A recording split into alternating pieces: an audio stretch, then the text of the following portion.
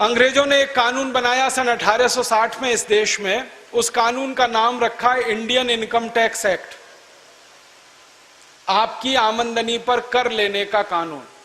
दुनिया के इतिहास में पहली बार भारत से यह शुरू हुआ, आमदनी पर कर लेने का कानून, इनकम पर टैक्स लेने का कानून। हिंदुस्तान के इतिहास में मैंने बहुत ढूंढा, कोई एक राजा ऐसा नहीं मिला जिसने कभी इनकम पर टैक्स लगाया। इस देश में तो ऐसे राजा हुए जो कहा करते थे कि इनकम को कभी भी टैक्स मत लगाओ, टैक्स लगाना है तो खर्चे पर लगाओ, एक्सपेंडिचर पे लगाओ। एक महान व्यक्ति हुए इस देश में जिनका नाम था आचार्य चाणक्य। संयोग से वो इस देश के प्रधानमंत्री बन गए और उन्होंने प्रधानमंत्री बनते ही एक व्यवस्था की कि किसी पर कोई कर नहीं होगा। ये उनकी फिलॉसफी थी। उनका कहना था कि जिस राज्य की प्रजा पर कर ज्यादा होता है वो राज्य भिखारी होता है। वो कहते थे कर लगा के राजा के हाथ में ज्यादा पैसा देना बहुत बड़े खतरे को निमंत्रण देना है। राजा का दिमाग कब खराब हो जाए और कब आपके दिए गए कर को वो बर्बाद करना शुरू कर दे, आप क्या करेंगे? इसलिए कहते थे पैसे लोगों के हाथ में रहने चाहिए, समाज के पास रहने चाहिए, राजा के पास कम से कम पैसे आने चाहिए, इसलिए कर कम से कम होना चाहिए। तो उन्होंने ये व्यवस्था दी थी। परिणाम जानते हैं क्या हुआ? जितने साल चाणक्य इस देश के प्रधानमंत्री रहे, भारत दुनिया में सोने की चिड़िया जैसा देश था, क्योंकि लोग संपन्न थे, लोगों के पास संपत्ति थी, क्योंकि लोगों का पैसा सरकार के हाथ में नहीं जा रहा था। तो लोग संपन्न थे, लोगों के हाथ में संपत्ति थी, पैसा लोगों के पास था, समाज के पास था। चाणक्य के रास्ते पर जो जो राजा इस देश में चला, जैसे चंद्रगुप्त विक्रमादित्य, जैसे चंद्रगुप्त मौर्य, जैसे समुद्रगुप्त, जैसे हर्षवर्धन, ऐसे 20 राजा थे जिन्होंने चाणक्य की फिलॉसफी को अपनाया और उन्होंने कर नहीं लगाया, कोई टैक्स नहीं लगाया। परिणाम यह हुआ कि जिस जिस राजा ने टैक्स नहीं लिया, हर एक राजा के राज्य की प्रजा सुखी थी, संपन्न थी, धन था, संपत्ति था, ऐश्वर्य था, और भारत दुनिया में सोने की चिड़िया कहलाता था। अंग्रेजों ने पहली बार इस देश में कानून बनाया और इनकम पर टैक्स लगाया, और 1860 में यह कानून पारित हुआ और इस देश में लागू हुआ। जब यह कानून ब्रिटिश संसद ने पारित किया तो इस पर बहुत बहस हुई, और उस बहस के सारे दस्तावेज ब्रिटिश पार्लियामेंट से मैंने निकाले, और उनका जब अभ्यास किया तो चित्र कुछ और ही दिखाई दिया। अंग्रेजों ने यह कानून क्यों लगाया, क्या जरूरत थी इस कानून को लगाने की? पता यह चला कि 1860 से 3 साल पहले 1857 में क्रांति हुई थी इस देश में। उस क्रांति को हम आजादी का पहला संग्राम मानते हैं। अंग्रेज उसको सैनिक विद्रोह कहा करते थे, हम उसको आजादी का पहला संग्राम मानते थे। उस क्रांति में नाना साहब पेशवा, तात्या टोपे, झांसी रानी लक्ष्मीबाई, नाना फडणवीस, इन क्रांतिकारियों ने एक बड़ा समूह बनाया था, बहुत बड़ा संगठन तैयार किया, और यह संगठन बनाने का काम 1856 से शुरू हुआ था। बिठूर नाम के गांव में कानपुर के पास पहली बैठक हुई थी, और इस बैठक में 4 लोग शामिल हुए थे, नाना साहब पेशवा, तात्या टोपे, अजीमुल्ला और झांसी की रानी लक्ष्मीबाई। इन चारों ने मिलकर तय किया था कि अंग्रेजों के खिलाफ कोई बड़ी संग्राम की स्थिति बनानी चाहिए देश में। तो तय हो गया, संगठन के लिए गांव-गांव घूमना शुरू किया। 1 साल में संगठन इतना बड़ा हो गया कि उत्तर से दक्षिण, पूरब से पश्चिम 350 स्थानों पर समूह तैयार हो गए क्रांति के लिए, और इन सब ने मिलकर एक तारीख तय की कि 31 मई 1857 को एक साथ पूरे देश में अंग्रेजों के खिलाफ बगावत की जाएगी और अंग्रेजों का शासन उखाड़ कर फेंक दिया जाएगा। जब यह तय हो गया और उसके लिए प्रयास शुरू हुआ, उसी समय एक दुर्घटना घटित हो गई। दुर्घटना क्या घटित हो गई? भारत देश में एक अमर शहीद हुए, उनका नाम था मंगल पांडे। अंग्रेजों ने उनको फांसी पर चढ़ा दिया।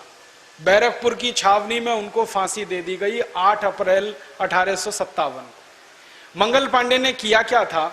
उनको एक दिन ये पता चला कि अंग्रेजों की सेना में काम करते हुए जो कारतूस इस्तेमाल किए जाते हैं उस पर गाय की चर्बी लगी होती है। उन्होंने इस बात को कंफर्म करने के लिए, पक्का करने के लिए एक अंग्रेज अधिकारी मेजर जनरल ह्यूसन के साथ संपर्क किया। और पूछा कि क्या यह बात सच है कि कारतूस पर गाय की चर्बी लगी होती है। ह्यूसन ने कहा कि मैं कुछ नहीं कह सकता, यह सच भी हो सकता है, नहीं भी हो सकता है। मंगल पांडे को गुस्सा आ गया। उन्होंने कहा यह क्या बात है, सच भी हो सकता है, नहीं भी हो सकता, एक जवाब दीजिए, या तो यह सच है या तो यह झूठ है। ह्यूसन ने जवाब नहीं दिया। मंगल पांडे ने अपनी गोली से ह्यूसन को ढेर कर दिया, मार डाला। फिर ह्यूसन जैसा एक दूसरा अधिकारी था, उसने मंगल पांडे को पकड़ने की कोशिश की। दूसरी गोली मंगल पांडे ने उनको उतार दी। बंदूक में 2 ही गोली आती थी, दोनों उन्होंने उतार दी। 2 गोली और भरने के लिए जब तक कोशिश कर रहे थे, तब तक कुछ अंग्रेजों ने उनको पकड़ लिया। पकड़कर उनके ऊपर मुकदमा चला। 10 दिन के अंदर उनको फांसी की सजा सुनाई गई। मुकदमा 29 मार्च से शुरू हुआ था, 8 अप्रैल को उनको फांसी दे दी गई। जिस बैरकपुर की छावनी में मंगल पांडे को फांसी हुई, उस बैरकपुर की छावनी के 1100 भारतीय सैनिकों ने अंग्रेजों के खिलाफ बगावत शुरू कर दी। उन्होंने नौकरी छोड़ दी, अपनी वर्दियां उतार दी, टोप उतार दिए, और बैरकपुर से थोड़े दूरी पर गंगा नदी बहती है। गंगा नदी में जाकर उन्होंने हाथ में गंगाजल उठाया और कसम खाई कि जिन अंग्रेजों ने मंगल पांडे को फांसी दी है, उन अंग्रेजों को अब हम भारत से निकाल कर ही दम लेंगे। फिर ये 1100 सैनिक गांव-गांव फैल गए, 5-5, 7-7 के समूह बना दिए। गांव-गांव में इन्होंने प्रचार शुरू कर दिया और अंग्रेज कैसे गाय पर अत्याचार कर रहे हैं वो कहानी घर-घर सुनाना शुरू कर दिया। अंग्रेजों ने उस जमाने में कुछ कत्ल खाने खोले हुए थे, जहां हजारों गायों का कत्ल होता था। उनका मांस अंग्रेज खाया करते थे और हिंदुओं को चिढ़ाया करते थे। ये बात फैलती गई, गाय हमारे लिए पूजनीय है, गाय हमारे लिए पवित्र है, हम उसका कत्ल होते देख नहीं सकते, कोई भी सामान्य भारतवासी नहीं देख सकता। तो भारतवासियों का खून उबलने लगा और धीरे धीरे क्रांति के लिए माहौल बनने लगा। ये माहौल एक दिन फट गया। 10 मई 1857 को मेरठ में कई क्रांतिकारियों ने अंग्रेजों को घर में जिंदा जला दिया और वहां से चिंगारी भड़क गई। 10 मई को मेरठ में अंग्रेज जले, 11 मई को दिल्ली में जलाए गए, फिर 12 मई को बरेली में, शाहजहांपुर में, फिर सहारनपुर में, फिर रुड़की में, फिर हरिद्वार में, अलीगढ़ में, इटावा में, मेरठ में, उसके बाद एटा में, पूरा 350 नगरों का काफिला, जहां अंग्रेजों के घर धू-धू करके जल गए। बहुत सारे अंग्रेज जलकर मर गए। जो अंग्रेज भागने की कोशिश कर रहे थे, उनको भारतवासियों ने गले से काट दिया, हंसियों से काट दिया, गड़ासों से काट दिया। इस 1857 की क्रांति में सारे देश में 3,64,000 से ज्यादा अंग्रेज मारे गए। 4 महीने में, सिर्फ मई का महीना, जून का महीना, जुलाई का महीना, अगस्त का महीना। 1 सितंबर 1857 को सारा देश अंग्रेजों की गुलामी से आजाद हो गए। कहीं भी देश में यूनियन जैक नहीं था, हर जगह पर भारत देश का झंडा था। हर एक रियासत इस देश की आजाद हो गई। इस पूरी लड़ाई में 4.5 से 5 करोड़ भारतवासियों ने भाग लिया अंग्रेजों के खिलाफ। कितनी बड़ी लड़ाई थी, आप अंदाजा लगाइए कि 4.5 करोड़ भारतवासी अगर हंसिए से भी लड़ रहे हों, तलवारों से भी लड़ रहे हों, तो 4.5 करोड़ हंसिए बनाने के लिए लोहा लगा होगा। उस लोहे को लगाने के लिए हजारों मीट्रिक टन कच्चा लोहा लगा होगा। उस कच्चे लोहे को गलाने के लिए हजारों भट्टियां बनी होंगी। उन भट्टियों में लोहा गलाने का काम किसी ने तो किया होगा। और मैंने जब इतिहास ढूंढा तो पता चला कि हजारों टन कच्चे लोहे से हंसिया बनाना, कच्चे लोहे से तलवार बनाना, बंदूकें बनाना, नाल बनाना, ये जिन लोगों ने किया, उनको हम इस देश में बंजारा जाति के लोग कहते हैं, जो गांव-गांव, गली-गली अपना एक छोटा सा आशियाना बनाकर रहते हैं, जो अपना पक्का घर कभी नहीं बनाते, किसी भी शहर के गांव के बाहर बस जाते हैं। उनकी एक छोटी सी बैलगाड़ी होती है, उसी में उनकी पूरी जिंदगी ढोती है। वो कहीं भी बैलगाड़ी खड़ी होती है, वहीं गांव बस जाता है। थोड़े दिन वो रहते हैं, फिर दूसरे गांव में चले जाते हैं। एक बार ये बंजारा जाति के लोगों से मैंने पूछा, आप अपना घर बना के पक्का क्यों नहीं रहते? तो उन्होंने जवाब दिया मुझे, उन्होंने कहा, हमारे राजा ने जब अपनी जिंदगी में कभी अपना घर नहीं बनाया, तो हम कैसे बना सकते? तो मैंने आपसे उनसे पूछा आपका राजा कौन था?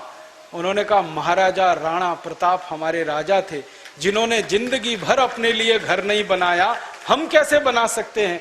हम उन्हीं के वंशज हैं और हम तब तक अपनी जिंदगी ऐसे ही बिताएंगे जब तक हमारे राजा के प्राण वापस हम में किसी में नहीं आते, पुनर्जन्म नहीं होता। तो ऐसे बंजारा जाति के लोग करोड़ों टन उन्होंने लोहा गलाया, हसिया बना के दिया, तलवार बना के दी, बंदूकें बना के दी। फिर मन में प्रश्न आता है कि कच्चा लोहा लाने के लिए पैसे लगे होंगे, वो पैसे कहां से आए? किसी ने पैसे दिए होंगे। तो समाज के व्यापारियों ने, उद्योगपतियों ने पैसे दिए। अंग्रेजों के दस्तावेज बताते हैं कि 1857 की क्रांति में 480 करोड़ रुपए खर्च हुए थे और उस जमाने के 480 करोड़ रुपए को आज अगर आप गिनना चाहें तो 300 से गुणा करना पड़ेगा। इतनी बड़ी रकम व्यापारी और उद्योगपतियों ने दान में दी। तो अंग्रेजों की संसद में बहस यह हुई कि आखिर इतना पैसा भारतवासियों के पास आया कहां से? तो भारतवासियों ने कहीं से ये कमाया, लूट के तो नहीं लाया। और वो कमाने का तरीका ये था कि 3000 साल से भारत के व्यापारी और उद्योगपति दूसरे देशों में अपना माल बेचने के लिए जाया करते थे और बदले में सोना और चांदी कमाकर लाया करते थे। भारत का कपड़ा बिकता था दूसरे देशों में। आपने कभी सुना होगा ढाका की मलमल बनती थी, सूरत की मलमल बनती थी। मलमल का 15 मीटर का एक थान होता था, वो इतना नरम और मुलायम होता था कि तह बनाते बनाते आप एक माचिस की डिब्बी में उसको रख सकते थे। 15 मीटर का कपड़े का थान एक अंगूठी के छल्ले में से पूरा खींच कर निकाल सकते थे। इतनी बारीक बुनाई इस देश में हुआ करती थी। और वो कपड़ा बेचने जब भारत के लोग दुनिया भर में जाया करते थे तो आपको सुन के अच्छा लगेगा कि वो कपड़ा तराजू के एक पलड़े में रखा जाता था और उसके वजन के बराबर सोना दूसरे पलड़े में रखा जाता था। सोने के बदले में हम अपना कपड़ा बेचते थे।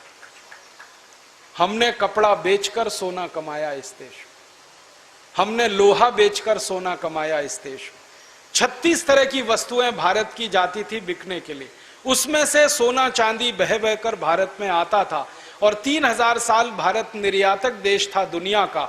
33% से ज्यादा निर्यात भारत किया करता था दुनिया में। 27% से ज्यादा दुनिया की आमदनी थी इस देश की।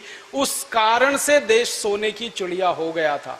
तो अंग्रेजों की संसद में जब ये सारी बात बताई गई कि भारतवासियों के पास धन और संपत्ति कहां से आया, तो अंग्रेजों ने तय किया कि भारतवासियों के पास अब धन छोड़ना नहीं चाहिए, वरना ये धन अगर भारतवासियों के पास रहेगा दोबारा फिर क्रांति होगी, तीसरी बार फिर क्रांति होगी और हम तो भारत में राज नहीं कर पाएंगे।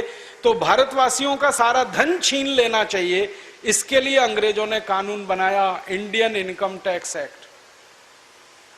और कानून में व्यवस्था यह की गई कि 100 रुपए किसी भारतवासी के पास हैं आमदनी के, तो 97 रुपए उससे छीन लिए जाएं। इनकम टैक्स 97% लगाया गया। फिर उससे अंग्रेजों को संतोष नहीं हुआ। अंग्रेजों की संसद ने और एक फैसला किया कि भारत का उद्योगपति और व्यापारी कोई भी सामान का उत्पादन कर रहा है तो उसके उत्पादन पर भी कर लगाना चाहिए, एक्साइज ड्यूटी। वो 350% उन्होंने लगाई। फिर उन्होंने एक और फैसला किया कि अंग्रेजों के देश भारत के व्यापारी अगर कोई माल बेचते हैं उत्पादन करके तो बेचने पर कर लगाना चाहिए, टैक्स। उसको सेल्स टैक्स कहा। मुनाफा कमा रहे हैं तो इनकम टैक्स, बेच रहे हैं तो सेल्स टैक्स, उत्पादन कर रहे हैं तो एक्साइज ड्यूटी, माल को एक गांव से दूसरे गांव लेकर जा रहे हैं तो octroi tax, road tax, toll tax, municipal corporation tax, house tax, property tax, 20 तरह के टैक्स उन्होंने लगा दिए। उद्देश्य एक ही था, लूटना है भारतवासियों का पैसा। अब अंग्रेज ये सारा पैसा लूट लूट कर भारतवासियों से लंदन ले जाने लगे और इस देश की टैक्स व्यवस्था के चलते 100 साल के अंदर भारत सोने की चिड़िया से कंगाल देश बन गया, भिखारी देश बन गया। मुझे अफसोस और दुख इस बात का है कि गोरे अंग्रेज जब इस देश पर टैक्स लगाकर माल लूटते थे, पैसा लेते थे, लंदन लेके जाते थे और लंदन में जमा करते थे, तो लंदन अमीर होता गया, भारत गरीब होता गया। इंग्लैंड अमीर होता गया, भारत गरीब होता गया। तो भारत के क्रांतिकारियों ने सपना देखा एक दिन अंग्रेज चले जाएंगे तो अंग्रेजों का टैक्स कानून भी चला जाएगा, भारत के लोगों की लूट भी बंद हो जाएगी, भारत फिर से समृद्धशाली और संपत्तिवान देश हो जाएगा। लेकिन 15 अगस्त 1947 को गोरे अंग्रेजों के चले जाने के बाद काले अंग्रेजों के हाथ में इस देश की सत्ता आई। टैक्स के कानून वही के वही इस देश में लगाए गए, एक भी टैक्स काले भारतवासियों ने हटाया नहीं। अंग्रेज लूट रहे थे इस देश को और लंदन ले जा रहे थे टैक्स का पैसा। अब इन काले अंग्रेजों ने 62 साल इस देश को लूटना शुरू किया और पैसा ले जाकर स्विट्जरलैंड में जमा करना शुरू किया। लूट की तो दोनों ही व्यवस्थाएं इस देश में चल रही। कैसे कहें कि देश आजाद हो गया? अंग्रेज लूटते थे एक साल में 70,000 करोड़, ये अंग्रेजों की संसद के आंकड़े हैं। एक साल में टैक्स लगाकर, income tax, central excise duty, sales tax, octroi tax, toll tax, road tax, municipal corporation का टैक्स, 23 तरह के टैक्स अंग्रेजों ने लगाए थे। एक साल में 70,000 करोड़ लूट कर ले जाते थे लंदन। अब इन काले अंग्रेजों ने इस देश में आजादी के 62 साल के बाद 64 तरह के टैक्स लगाए हुए हैं और हर साल 20 लाख करोड़ रुपए देश से लूट रहे हैं और लूट कर ये धन स्विट्जरलैंड की बैंकों में जमा कर रहे हैं। नेताओं के घर बन रहे हैं, हमारे घर खाली हो रहे हैं। ऐसी लूट की व्यवस्था जिस देश में चल रही है उसमें हम कहते हैं लोकतंत्र है। ये लोकतंत्र है कि लूट तंत्र है? इस देश के नेताओं को मैं पूछता हूं कि आप 64 तरह के टैक्स क्यों लगाते हैं इस देश के ऊपर? अंग्रेज 23 लगाते थे, आपने 64 टैक्स लगा दिए।